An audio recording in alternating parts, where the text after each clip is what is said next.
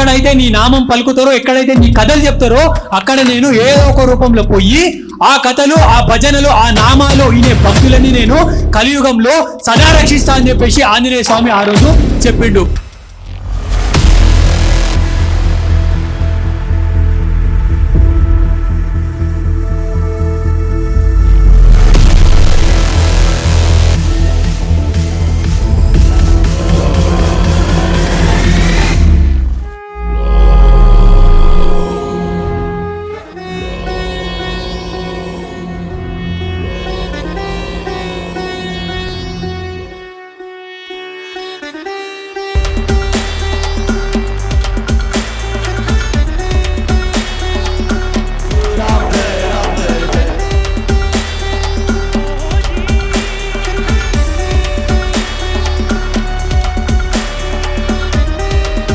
ఆంజనేయ స్వామి సాక్షాత్ ఎవరో కాదు, శివుడే.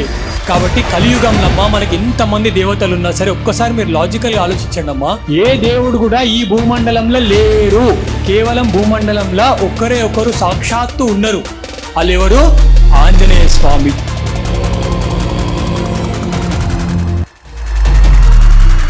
నూరు యోజనముల సముద్రాన్ని దాటేస్తాడు, లంకలకు పోతాడు. ఆ లంక చూసి ఎంత బ్యూటిఫుల్ ఉంటుందని అంటే, లంకలకి ఒక్కడు కూడా మామూలు విషయం కాదమ్మా. దేవతలు సైతం దూరాలంటే భయపడి ఒక ప్లేస్ లంకలకు పోవాలి. ఆ లంకలు ఎవరుంటారు? రావణాసుడు ఉంటాడు. రావణాసుని కంటే పవర్ఫుల్ వాళ్ళ కొడుకు ఇంద్రజిత్ ఉంటాడు. అయినా సరే బాసు వచ్చిండు, 100 యోజనముల సముద్రాన్ని దాటిండు. బాసు తోక కాలుస్తే నా తోక కాదురా నీ లంకని కాలుస్తా అని లంకని కాల్చిండు. తిరిగి సీతమ్మ తల్లి జాడ చూసిండు. అప్పటి వరకు ఏడుస్తున్న రాముడు, అప్పటి వరకు లైఫ్ లో హోపే లేదన్న సీతమ్మ తల్లి ఒక్కటేసారి బాస్ రాగానే వాళ్ళందరికీ కూడా ఎంత హ్యాపీనెస్ అనిపించింది. మనం అందరం కూడా ఒకసారి ఆ ఫీల్ కావచ్చు. మనము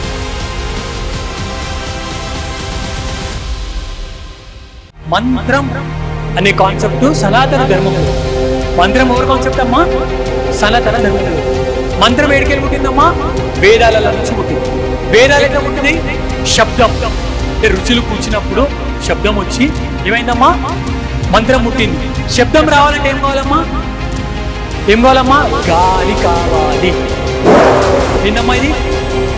సో ఆంజనేయ స్వామి కూడా ఎవరో కాదమ్మా, మంత్ర స్వరూపుడు ఆంజనేయ స్వామి.